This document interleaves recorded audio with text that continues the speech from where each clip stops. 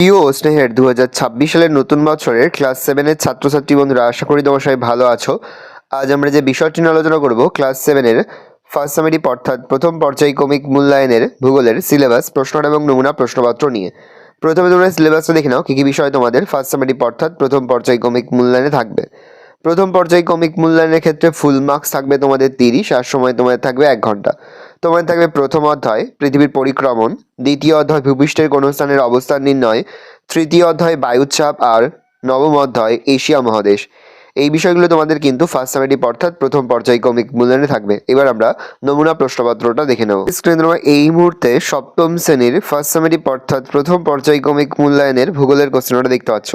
Full marks তোমাদের রয়েছে 30, সময় তোমাদের রয়েছে 1 ঘন্টা। একের দাগে রয়েছে সঠিক উত্তর নির্বাচন করে লেখো যে কোনো 6টি প্রশ্নের মান 1 করে 1 × 6 = 6। পৃথিবীর কক্ষপথের আকৃতি বৃত্তাকার, উপবৃত্তাকার, অধিবৃত্তাকার, আয়তকার, উপবৃত্তাকার। মধ্যরাত্রিক সূর্যের দেশ হলো Japan, Bharatvarsha, Norway, New Zealand. Norway. নিরক্ষরেখার মান 0 degree, 90 degree, 66.5 degree, 23.5 degree, 0 degree. মূলমন্ত্রী London, New York, Rome, Tokyo শহরের ওপর দিয়ে প্রসারিত। লন্ডন। বায়ুর চাপ মাপার যন্ত্র হলো অ্যানিমোমিটার, ব্যারোমিটার, বাত পতাকা, থার্মোমিটার। ব্যারোমিটার। ভূমির উচ্চতা বাড়ার সঙ্গে সঙ্গে বায়ুচাপ বাড়ে, কমে, সমান থাকে, একই থাকে, কমে। এশিয়া ও আফ্রিকা মহাদেশকে পৃথক করে রেখেছে ভূমধ্যসাগর, লোহিত সাগর, ক্যাম্পিয়ান সাগর, আরব সাগর, লোহিত সাগর। চীনের ধানের গোলাপ বলা হয় হেনান, হুনান, সেজুয়ান প্রদেশকে, হুনান প্রদেশকে। পৃথিবীর বৃহত্তম বনভূমির নাম সেলভা। অতি সংক্ষিপ্ত প্রশ্নের উত্তর দাও যে কোনো 4টি প্রশ্নের মান 1 করে 1 × 4 = 4। পৃথিবী থেকে সূর্যের গড় দূরত্ব কত? 15 কোটি কিমি। বিষুব কথার অর্থ কি? সমান দিন ও রাত্রি। দুটি দ্রাঘিমার মধ্যে দূরত্ব কোথায় সব থেকে বেশি হয়? নিরক্ষরেখায়। জিপিএস এর সম্পূর্ণ নাম কি? Global positioning system. বায়ুর সর্বমুখী চাপের পরীক্ষা কে করেন? Otto von Guericke. কোন শহরকে চীনের ম্যানচেস্টার বলা হয়? সাংহাই। কোন নদীকে চীনের দুঃখ বলা হয়? হুয়াংহো। পৃথিবীর বৃহত্তম বনভূমির নাম কি? তৈগা বনভূমি। তিনি দেখে হচ্ছে সংক্ষিপ্ত প্রশ্নের উত্তর দাও যে কোনো 2টি প্রশ্নের মান 2 করে 2 × 2 = 4। মাধ্যাকর্ষণ শক্তি কাকে বলে?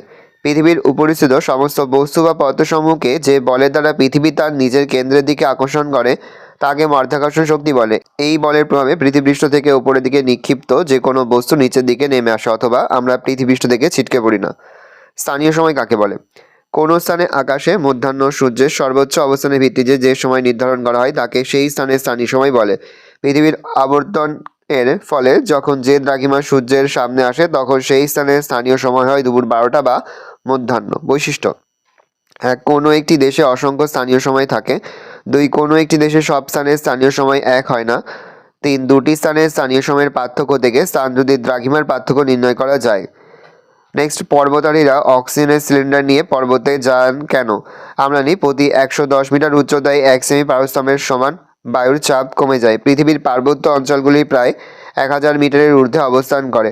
পর্বতের যতই উপরে উঠে যায় ততই বায়ু পাতলা ও হালকা হয়ে যায়, তাই চাপ কমে যায়, ফলে একসময় শ্বাস প্রশ্বাসের ব্যাঘাত ঘটে। তাই পর্বতারীরা অক্সিজেন সিলিন্ডার নিয়ে পর্বতে যান। নেক্সট, এশিয়া মহাদেশকে চরম বৈশিষ্ট্যের মহাদেশ বলা হয় কেন? এশিয়া মহাদেশের ভূপ্রকৃতি, জলবায়ু, নদ নদী, স্বাভাবিক উদ্ভিদ, জীবজন্তু এবং অধিবাসীদের জাতি, ধর্ম, বর্ণ, শিক্ষা, সংস্কৃতি, জীবনযাত্রা প্রণালী সহ খাদ্যাভ্যাস, পোশাক পরিচ্ছদ, বাসগৃহ, খাদ্য সংগ্রহ, কৃষি, শিল্প, ব্যবসা বাণিজ্য, পরিবহন, কর্মক্ষেত্র প্রভৃতি সর্বত্র ব্যাপক বৈচিত্র্য লক্ষ্য করা যায়। সেজন্য এশিয়া মহাদেশকে পৃথিবীর সবচেয়ে চরম বৈশিষ্ট্যের মহাদেশ বলা হয়। চার দেখা যাচ্ছে সংক্ষিপ্ত ব্যাখ্যামূলক উত্তরভিত্তিক প্রশ্ন যে কোনো 2টি প্রশ্নের মান 3 করে 3 × 2 = 6। মুক্তিবেগ কাকে বলে? উত্তর লিখবে, কোনো বস্তু প্রতি সেকেন্ডে 11.2 কিমি গতিবেগে ওপরের দিকে ধাবমান হলে তা পৃথিবীর মাধ্যাকর্ষণ কাটিয়ে মহাশূন্যে চলে যেতে পারে, একে মুক্তিবেগ বলে। ওই বস্তু পৃথিবীতে ফিরে না এসে মহাকাশে পৃথিবীর চারপাশে ঘুরতে থাকবে।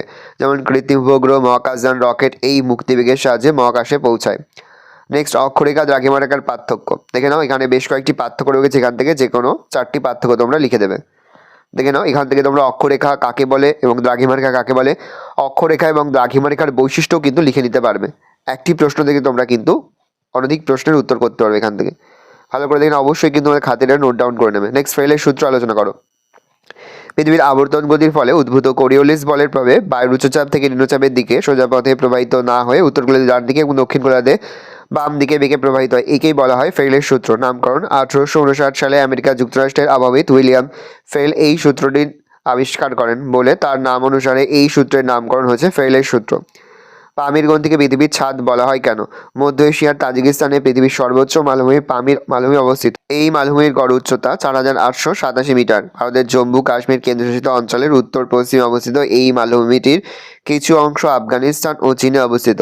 পামির মালভূমির সর্বোচ্চ শৃঙ্গ কমিউনিজন আফগানিস্তান ও চীনে অবস্থিত। পামির মালভূমির সর্বোচ্চ শৃঙ্গ কমিউনিজন পিক। এশিয়ার প্রধান প্রধান পর্বতশ্রেণীগুলি এই মালভূমিতে মিলিত হয়েছে বলে এই মালভূমিকে পামিরগন্ধিও বলা হয়। অধিক উঁচুতে অবস্থিত হওয়ার জন্য এই মালভূমিকে পৃথিবীর ছাদও বলা হয়। 5 দাগে রয়েছে ব্যাখ্যামূলক উত্তরভিত্তিক প্রশ্ন। যে কোনো দুটি প্রশ্নের মান রয়েছে 5 করে। 5 গুণ 2 = 10। চিত্রসহ আলোচনা করো অপসূর অনুসূর অবস্থান।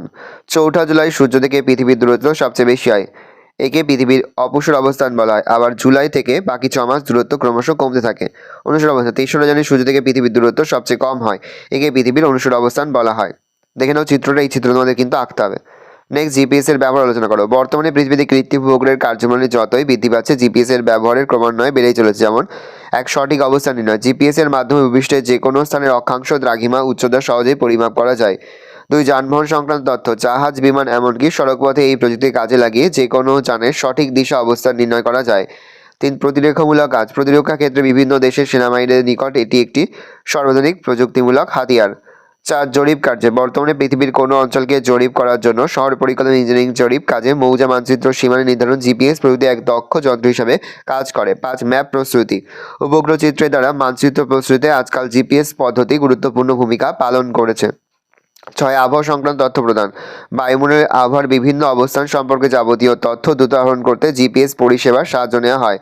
3, বায়ুচাপের তারতম্যের কারণগুলো আলোচনা করো। পৃথিবীর সর্বত্র বায়ুচাপ সমান হয় না। পৃথিবীর বিভিন্ন স্থানে বায়ুচাপের তারতম্যের কারণগুলো হলো: 1, সমুদ্রপৃষ্ঠ থেকে উচ্চতা।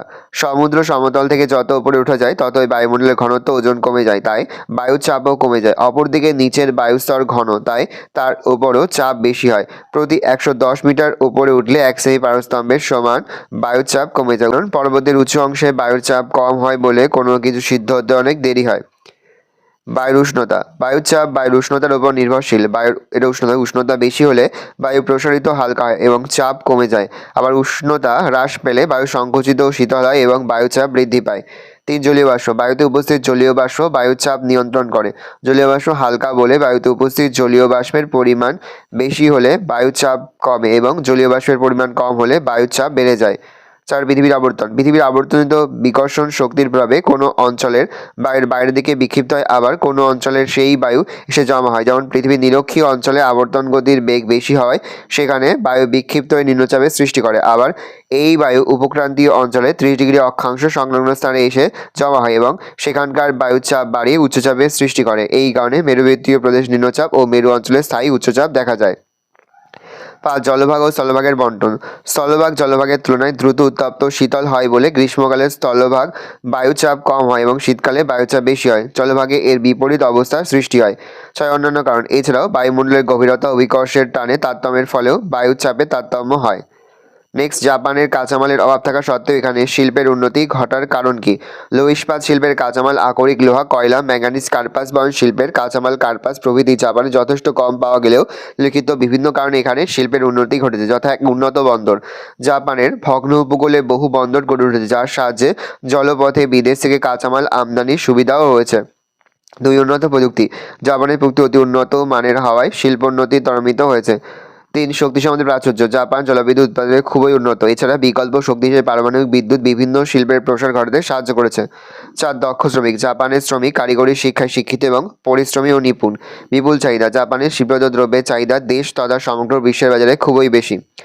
5, উন্নত পরিবহন। জাপানের উন্নত জলপথ, সড়কপথ ও রেলপথ শিল্পোন্নতি ঘটাতে সাহায্য করেছে। 7, মূলধনের প্রাচুর্য। জাপানে শিল্পের প্রয়োজনীয় মূলধনের অভাব না থাকায় শিল্পের প্রসার ঘটেছে। নেক্সট, ইয়াং সিকিয়াং অববাহিকার অর্থনৈতিক সমৃদ্ধির কারণগুলি আলোচনা করো। ইয়াং সিকিয়াং নদী অববাহিকার অঞ্চলের অর্থনৈতিক দিক থেকে চীনের শ্রেষ্ঠ সমৃদ্ধ অঞ্চলের কারণগুলি হলো: 1, কৃষির উন্নতি। এই অববাহিকার বিস্তীর্ণ সমতল ভূমি, উর্বর মৃত্তিকা, উপযুক্ত জলসেচ ব্যবস্থা, অনুকূল কৃষি সহায়ক জলবায়ুর সাহায্যে প্রচুর পরিমাণে ধান, গম, তুলো, চা, পাট, আখ, ডাল, তামাক, তৈলবীজ, চা, রেশম, সোয়াবিন প্রচুর পরিমাণে উৎপন্ন হয়। চীনের মোট ধান উৎপাদনের 70% এবং অন্য শস্য উৎপাদনের 50% এই অববাহিকা থেকে উৎপন্ন হয়। প্রচুর পরিমাণে কৃষিজাত ফসল উৎপাদিত হওয়ার জন্য চীনের ইয়াং সিকিয়াং নদী অববাহিকা এই অঞ্চলকে চীনের শস্য ভাণ্ডার বলা হয়। 2 খনিজ সম্পদের প্রাচুর্য, প্রচুর পরিমাণে কৃষি ফসলের সঙ্গে সঙ্গে খনিজ সম্পদ উত্তোলনেও এই অঞ্চল যথেষ্ট সমৃদ্ধ। এই অঞ্চলে কয়লা, লৌহ আকরিক, সীসা, দস্তা, ম্যাঙ্গানিজ, খনিজ তেল, টাংস্টেন প্রভৃতি প্রচুর পরিমাণে পাওয়া যায়। শিল্পের উন্নতি, কৃষি ও কাঁচামালের প্রাচুর্য, শক্তি সম্পদের যোগান, সুলভ শ্রমিকের সরবরাহ, উন্নত পরিবহন ব্যবস্থা, বন্দরের সুবিধা, বিশাল বাজার, অনুকূল জলবায়ু ইত্যাদির জন্য এই অঞ্চলে বিভিন্ন ধরনের শিল্প ও শিল্পাঞ্চল গড়ে উঠেছে। সেগুলি হল লৌহ ইস্পাত শিল্প, জাহাজ নির্মাণ শিল্প, রাসায়নিক যন্ত্রপাতি নির্মাণ শিল্প, কৃষি যন্ত্রপাতি, রেশম ও বস্ত্রায়ন শিল্প, ইঞ্জিনিয়ারিং শিল্প, পশম শিল্প, কাগজ শিল্প, বৈদ্যুতিক শিল্প প্রভৃতি।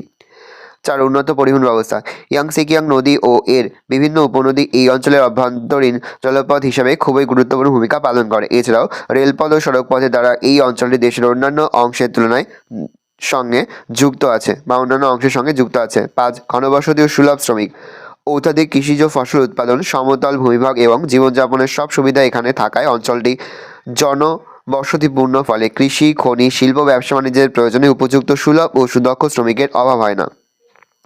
6 বন্দরের সান্নিধ্য, সাংহাই, নানকিং, চংকিং ইত্যাদি বন্দরের সান্নিধ্য এই অঞ্চলে আমদানি ও রপ্তানি বাণিজ্যের ক্ষেত্রে খুবই সহায়ক হয়েছে। 7 সরকারের আনুকূল্য, বিভিন্ন শিল্পগোষ্ঠী, ব্যাংক, বিমা তথা চীন সরকারের সর্বাঙ্গীন সাহায্য সহযোগিতার ফলে এই অঞ্চলে অভাবনীয় অর্থনৈতিক উন্নতি ঘটেছে। অন্যান্য, এছাড়াও উন্নত পরিবহন, জল সম্পদের প্রাচুর্য, উন্নত প্রযুক্তি ও কলাকৌশল, রাসায়নিক ও জৈব সারের পর্যাপ্ত ব্যবহার সর্বোপরি উন্নত পরিকাঠামো গড়ে ওঠায় এই অঞ্চলের অর্থনৈতিক সমৃদ্ধি উত্তরোত্তর বেড়েই চলেছে। ভালো করে দেখে নাও, এই রয়েছে টোটাল তোমাদের ফার্স্ট সামেটিভ অর্থাৎ প্রথম পর্যায়ক্রমিক মূল্যায়নের ক্লাস 7-এর ভূগোলের প্রশ্নপত্র। ভালো করে প্রশ্নপত্র দেখে নাও। এই প্রশ্নপত্রের সম্পূর্ণ পিডিএফ ফাইল কিন্তু আমাদের ফেসবুক পেজ রয়েছে এডুকেশন ফ্যামিলি, সেখানে কিন্তু আমরা আপলোড করি, তোমরা কিন্তু অবশ্যই সেখান থেকে সংগ্রহ করে নেবে। কোনো প্রশ্নের উত্তর লিখতে বা বুঝতে কোনো কম অসুবিধা হয় তাহলে কিন্তু নির্দ্বিধায় কমেন্ট করে জানাতে একদমই ভুলবে না। আশা করি প্রতি বছরের নেই এই বছর তোমরা কিন্তু আমাদের সাজেশন অংশ থেকেই সমস্ত প্রশ্ন তোমরা কিন্তু তোমাদের পরীক্ষাতে কমন পেয়ে যাবে।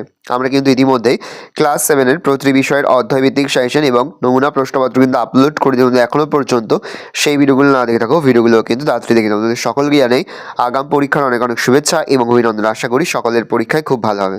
ভালো করে দেখে নাও।